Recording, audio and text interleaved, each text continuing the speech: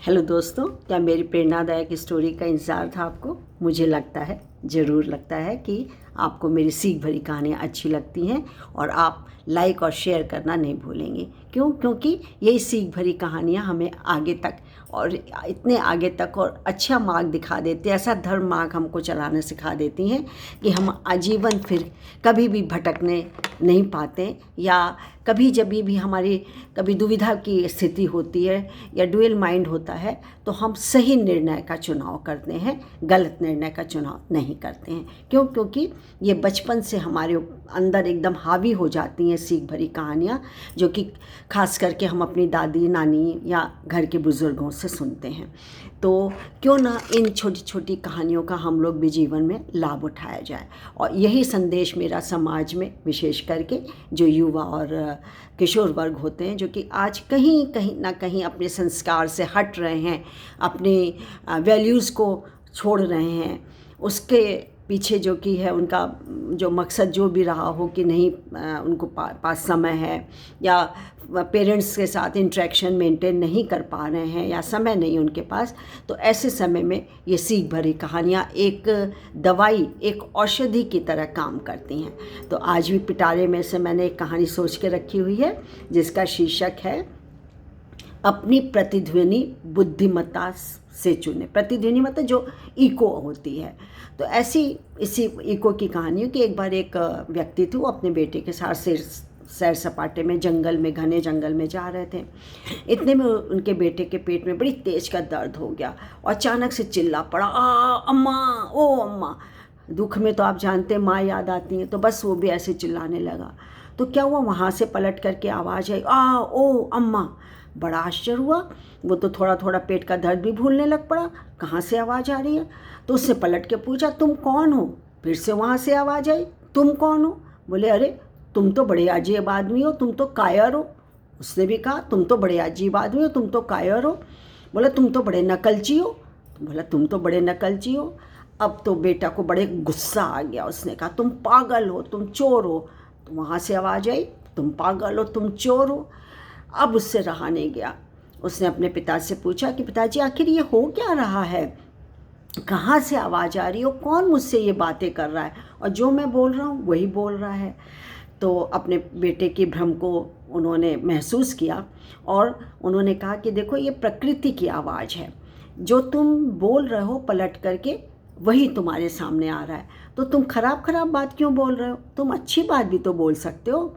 बोलो कुछ, जैसे कि मैं तुमसे प्यार करता हूँ, या तुम बहुत ज़्यादा सुंदर हो, या तुम्हारा चारों तरफ की प्रकृति कितनी सुखदाई है, फूल हरे परे पत्ते हैं, फूलों से लदे हुए पेड़ हैं, बोलो ना। तो उसने कहा, मैं तुमसे प्यार करता हूँ। वहाँ से आवाज़ आई, मैं तुमसे प्यार करता हूँ।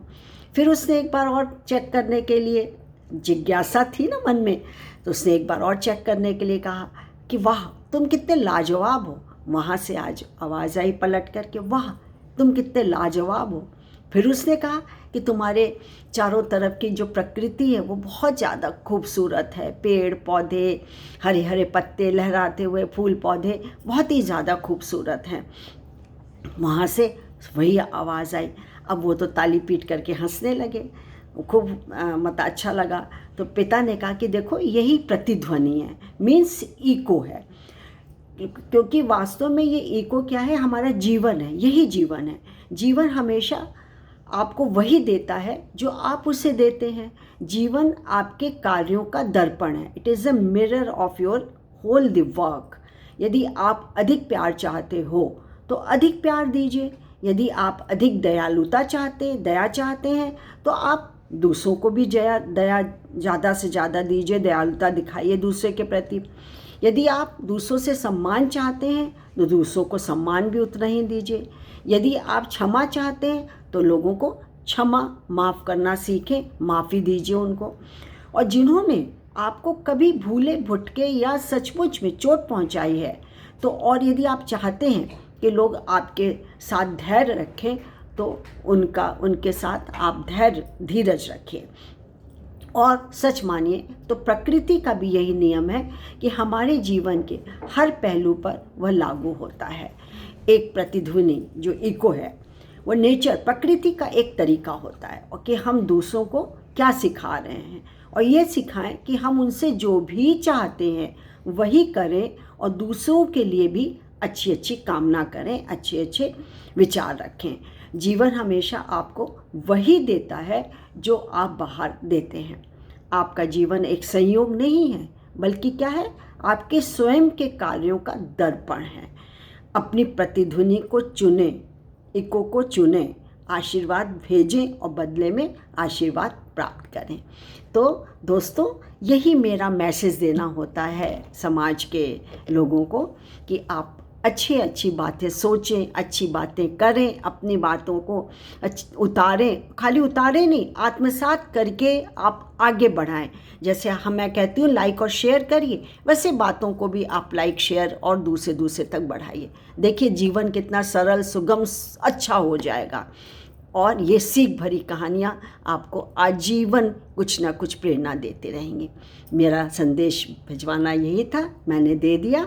आज की कहानी इतनी। इसके पहले मैं अपना इंट्रोडक्शन दे दूं। मेरा आपको नमस्कार। मैं doctor Manju Jain, retired associate professor pharmacy सेंट डिग्री कॉलेज कानपुर। आज के लिए इतना ही, फिर कभी एक कहानी के साथ आऊँगी। Bye and thank you.